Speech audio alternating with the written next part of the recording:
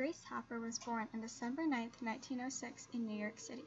She had a large impact on the development of computer science and even served in the U.S. Navy.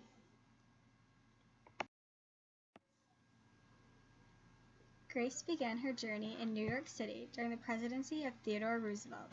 She was the oldest of 3 siblings. Her parents arrived in the United States from Europe and both shared a love for mathematics as well. This environment led Grace to be very curious, and at the age of 7, her mother once found her dismantling clocks in order to determine how they worked.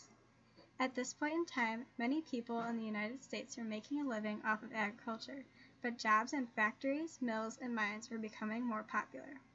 Here you can find more information on the United States when Grace was a child.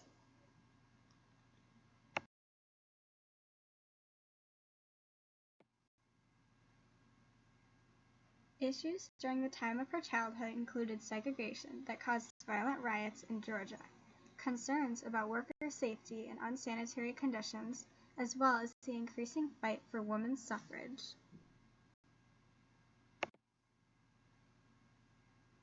Issues during the time of her childhood included segregation that caused violent riots in Georgia, concerns about worker safety and unsanitary conditions, as well as the increasing fight for women's suffrage.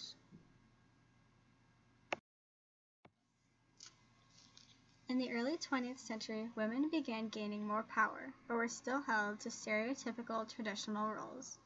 Fortunately, by the mid-20th century, women won the right to vote. However, the first woman allowed in office for a higher position than the House of Representatives did not appear until much later. Women were also allowed to begin working in factories, but in terribly dangerous conditions, as well as hours of labor. In the late 20th century, the Equal Pay Act of 1963 was implemented, which stated that women must be paid equal amounts to men for the same amount of work. A few years later, the Civil Rights Act of 1964 was established to decrease discrimination against women in the workforce. Here you can find more information about women's history in America. After graduating from college with a bachelor's in mathematics and physics, Grace joined the Navy and graduated first in her class. She was then invited to join the Mark I computer programming staff. Mark I was the first digital computer that was used to measure angles for naval guns.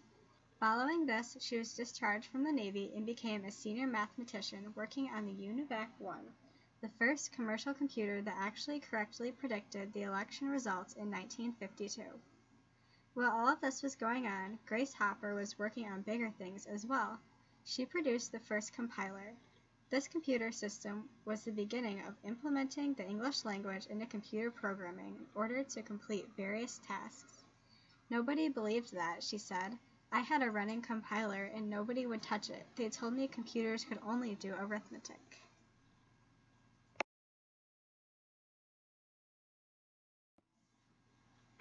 Two years after creating the compiler, she was finally recognized for her achievement and named UNIVAC's first director of automatic programming. Under her direction, the company produced the first compiler programming. The languages were called Mathmatic and Flowmatic. Mathematic could complete exponent, decimal, and fraction problems encoded by a typewriter, like a keyboard, and memorize 1,000 English words. Flowmatic was a more developed version of this, with the addition of the ability to solve data processing problems and memorize 20 different statements. Her achievements and ideas were communicated at a technical conference where she was praised for her work. Fun fact, Grace coined the term bug when referring to computer errors after a moth flew into her machine, causing a malfunction.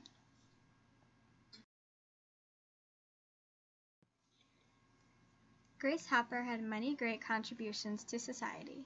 She was a key figure in developing computer programming languages, inventing the first compiler, and dedication to lifelong naval service. She even inspired the creation of the Grace Hopper Celebration of Women in Computing, a conference designed to recognize women in computer science. Grace once said, "The most important thing I've accomplished, other than building the compiler, is training young people.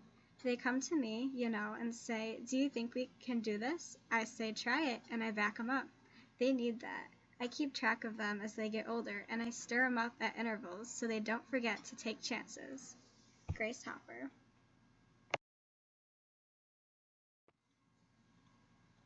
In this video, Grace Hopper explains nanoseconds and how they relate to computer science.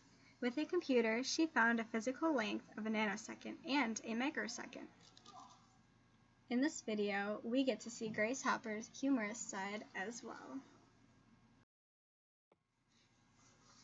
As a reflection on Grace's life, she faced many obstacles, especially being a woman in the field of mathematics.